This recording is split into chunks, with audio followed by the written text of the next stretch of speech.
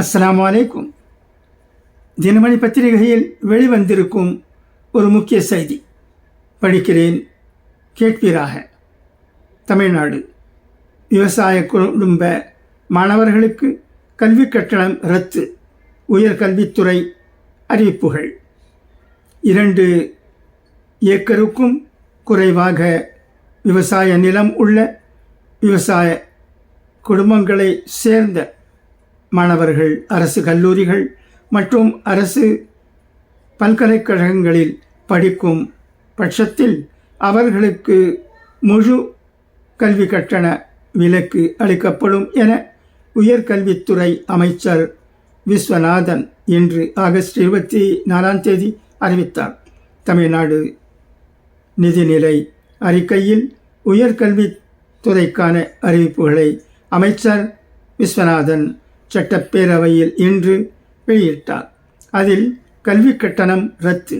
2 ஏக்கருக்கும் குறைவாக விவசாய நிலம் உள்ள விவசாய குடும்பங்களை சேர்ந்த மாணவர்கள் அரசு கல்லூரிகள் மற்றும் அரசு பல்கலைக்கழகங்களில் படிக்கும் பட்சத்தில் அவர்களுக்கு முழு கல்வி கட்டண விலக்கு அளிக்கப்படும். திருநர் மாணாக்களுக்கு நிதியுதவி. உயர்கல்வி பயிலும் திருநர் மாணவர்களின் கல்வி, வாழ்வாதாரம் மற்றும் மருத்துவ செலவுகளுக்காக அரசு உயர்கல்வி நிறுவனங்களில் சேரும் 50 திருநர் மாணவர்களுக்கு தலா ரூபாய் 2 லட்சம் நிதியுதவி வழங்கப்படும். இதற்காக ரூபாய் 1 கோடி நிதி ஒதுக்கீடு செய்யப்படும். ஜெர்மன் ஜப்பானிய மொழி பயிற்சி.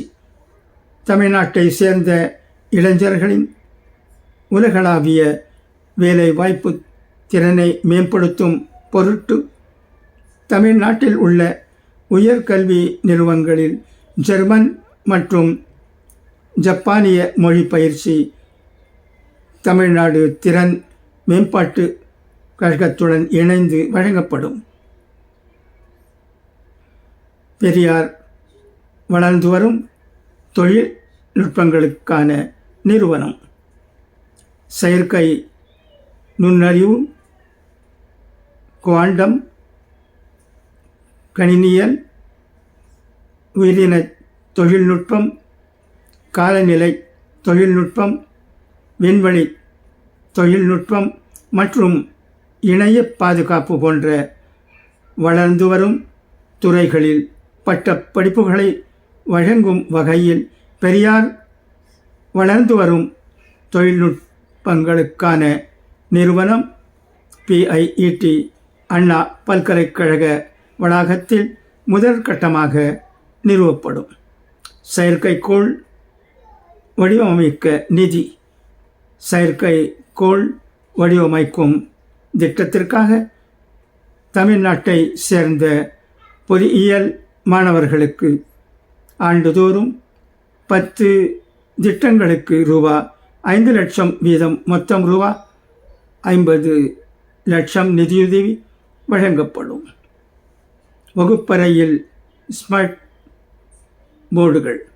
தமிழ்நாட்டில் உள்ள 130 நிலை 2 கிரேட் 2 அரசு கலை மற்றும் அறிவியல் கல்லூரிகளில் 260 ஊடாடும் திறன் பல வகைகள் இன்டராக்டிவ் ஸ்மார்ட் போர்ட்ஸ் வழங்க நிதி ஒதுக்கீடு செய்யப்படும்.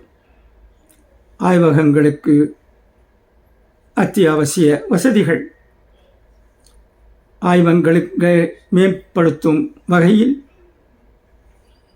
இரசாயன பொருட்கள், கண்ணாடி பொருட்கள், ஆய்வக நுகர்பொருட்கள், சிறிய அளவிலான பாதுகாப்புகள் உள்ளிட்ட அத்தியாவசிய தேவைகளை பூர்த்தி செய்ய 270 அரசு கல்லூரிகளுக்கு நிதி ஒதுக்கீடு செய்யப்படும். தன்னாட்சி கல்லூரிகளாக தரம் உயர்வு. 2026-27 கல்வியாண்டில் 10 அரசு கலை மற்றும் அறிவியல் கல்லூரிகள் தன்னாட்சி அட்டானமஸ் கல்லூரிகளாக தரம் உயர்த்தப்படும். தேர்வு செய்யப்படும் 10 கல்லூரிகளின் கட்டமைப்பு வசதிகள் ரூபாய் 20 கோடியில் மேம்படுத்தப்படும்.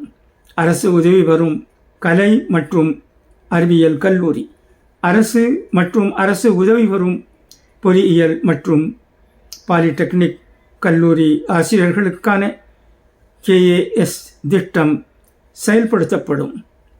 தகுதியான ஆசிரியர்கள் அனைவரும் பயன்பெறும் வகையில் 2026 செப்டம்பர் 1ஆம் தேதி முதல் நிதி பயன்கள் ப்ராஸ்பெக்டிவ் எஃபெக்ட் செயல்படுத்தப்படும்.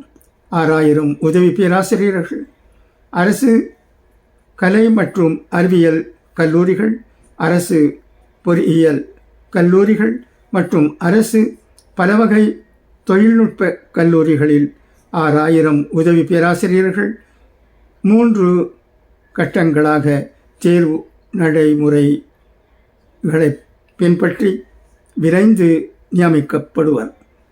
உயர்கல்வி ஆசிரியர்களை தேர்வு செய்யும் பொருட்டு ஆசிரியர் தேர்வு வாரியம் மேம்படுத்தப்படும் என தெரிவிக்கப்பட்டுள்ளது. நன்றி. Thank you for your listening.